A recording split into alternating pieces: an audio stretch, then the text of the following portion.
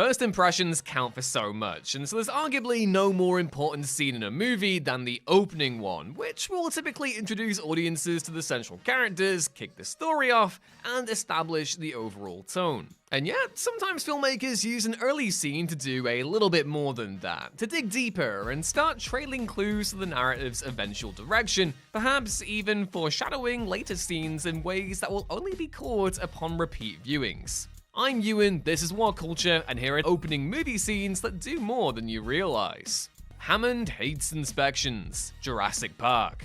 Jurassic Park might have one of the tightest, most brilliantly efficient scripts in the history of Hollywood blockbusters. Not a single line feels wasted or extraneous, as evidenced by one telling yet oft-ignored sliver of dialogue in the movie's opening 5 minutes. When lawyer Donald Gennaro turns up at the Amber Mine in the Dominican Republic at the start of the film, he tells the supervisor that he needs to perform an inspection of the park following the death of a dinosaur handler, to which the supervisor says, quote, "Hammond hates inspections. They slow everything down." While it's often rightly said that the primary reason for Jurassic Park failing is John Hammond's decision to spare expense, despite his claims to the contrary, this line is crucial in its own way, confirming that Hammond sees basic safety protocols as impediments to progress rather than something that needs to happen. George H.W. Bush sets up the dude's entire character, the Big Lebowski. The Big Lebowski is undoubtedly one of the most quotable movies of all time, and yet it's easy to miss that the dude scarcely has an original thought throughout the entire film, with a ton of his dialogue basically seeing him quote or paraphrase what other characters have just previously said to him. And this quirk is actually set up in the movie's very first scene, when the dude writes a check for milk at the supermarket and turns to look at a TV, where George H.W. Bush delivers his famous warning to Saddam Hussein, "This will not stand, this aggression against Kuwait." That's not a great Bush impression, but it's the best one you're gonna get here. A mere 10 minutes later, when the dude is being admonished by Mr. Lebowski, David Huddleston himself, he replies, quote, "This will not stand, you know. This aggression will not stand, man." The repetition is easily missed if you're not paying total attention to the supermarket scene or aren't overly familiar with Bush Sr.'s speech, but it nevertheless efficiently establishes a major facet of the dude's character, his tendency to repeat what he's heard somebody else say. Marcellus Wallace's unfortunate fate. Pulp Fiction. Now, if you're watching this video, there's a pretty good chance that you've seen Pulp Fiction at least a handful of times, and likely have a crystal clear memory of the early sequence where Samuel Jackson's Jules unleashes his violent wrath upon Big Brain Brett, the duplicitous associate of Jules' boss, Ving Rhames' Marcellus Wallace. Jules memorably tells Brett, "You try to fuck him," but Marcellus Wallace don't like to be fucked by anybody except Mrs. Wallace. Mrs. Wallace, of course, being Mia Wallace, played by Uma Thurman. In the heat of the moment, it's a perfectly badass line to underline how absolutely screwed Brett is in double-crossing Marcellus, yet it also secretly nods towards the grim fate awaiting Marcellus later in the film. After all, Marcellus' storyline resolves with him being kidnapped and sodomized by Zed, a non-consensual encounter which only ends when his guilt-riddled foe, Butch, Bruce Willis, makes the save. Jules' line might seem slightly throwaway, but it grimly hints at the carnage yet to come. Mirabel points to Bruno. Encanto. Encanto opens with the memorably catchy tune, the Family Madrigal, which swiftly introduces the audience to the entire Madrigal family, save, of course, for Uncle Bruno, played by John Leguizamo, because, as protagonist Mirabel points out in the song, we don't talk about Bruno. All the same, Mirabel does provide one sneaky hint at Bruno's presence in the story when she gestures towards the Madrigal family tree, and her hand points at the slit near the bottom of the portrait. It's later revealed that Bruno is actually living in the walls of the family home, the Casa Madrigal, and even spies on the rest of the family at dinner time through this slit in the portrait. In a subtle way, Mirabel's unconsciously encouraging the audience to remember that fissure in the family tree, literally and figuratively, as turns out to be so important later on in the story. Showing Eli's blindness, The Book of Eli.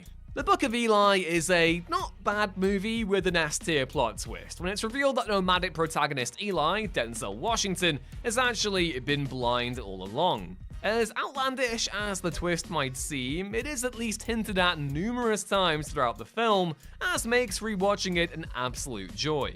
And the first hint comes right at the start of the movie, when Eli enters an abandoned shack in search of supplies. Look closely and you'll see that Eli bumps into a dresser while walking around, and though you could pawn this off as sheer clumsiness on Eli's part, I mean, I'm bumping into things all the time, or a mistake which the filmmakers left in for the sake of authenticity, it's actually an incredibly slight clue that Eli can't see. And there are tons of these throughout the movie, such as Eli later being able to smell a marauder from 30 feet away, an example of his sense of smell heightening due to his lack of vision, a mythic piece of non-science by the way, but a commonly held one that again foreshadows Eli's blindness. The Chief Inspector spoils everything. Hot Fuzz. Edgar Wright's films have a tremendous rewatchability value because he's a master of foreshadowing, of hinting at the narrative's eventual direction in cheeky plain sight. And there's perhaps no better example of this in his filmography than in the first 5 minutes of Hot Fuzz,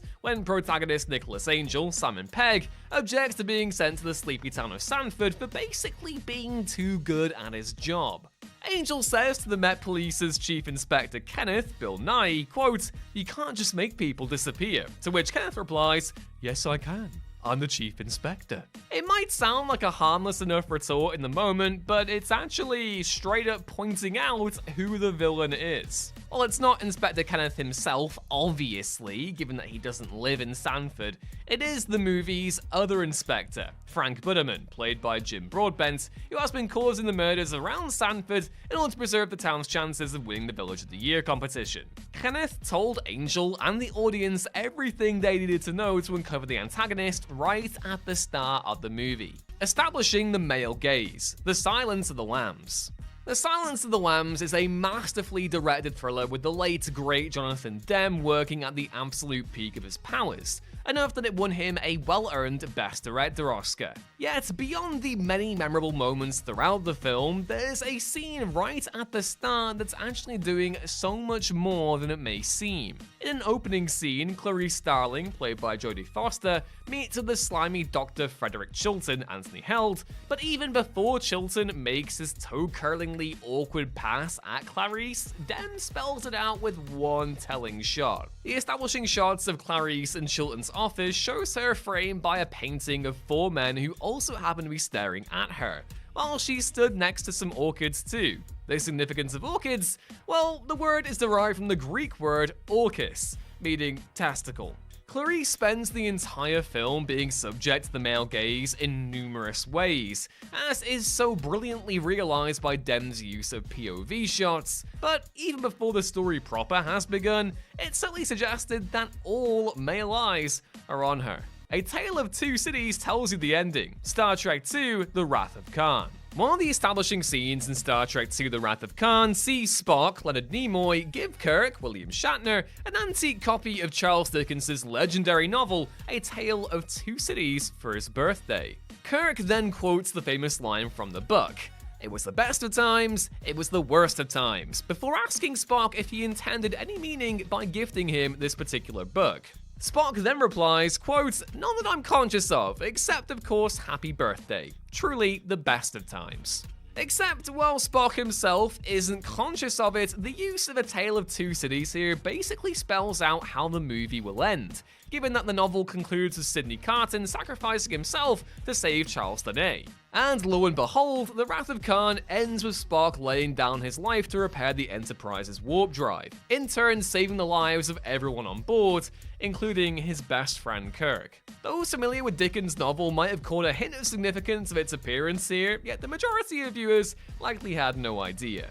The sleeping bag foreshadowing, Tremors. Tremors is a damn delightful movie, which wastes no time at all in letting the audience know everything they need to know about its focal heroes, Val, Kevin Bacon, and his best bud Earl, played by Fred Ward. After waking up one morning in the middle of their road trip, Val gives Earl a wake-up call by jumping up and down the back of the truck bed, where Earl is catching some well-needed Z's. Shouting, "Stampede!" prompts Earl to crawl off the edge of the truck bed in his sleeping bag, falling to the floor in what seems to be nothing more than a cute introduction for the film's central characters. Except that's not quite all. This simple gag is actually foreshadowing how the final Graboid worm is killed at the very end of the movie, given that it ends up smashing into a cliff face and falling to its death on the rocks below in a fashion extremely similar to Earl's tumble out of the truck. And yet, no matter how many times you've seen Tremors, it's totally forgivable to have this fly clean over your head. It might not be high art, but Tremors is still low-key masterful filmmaking.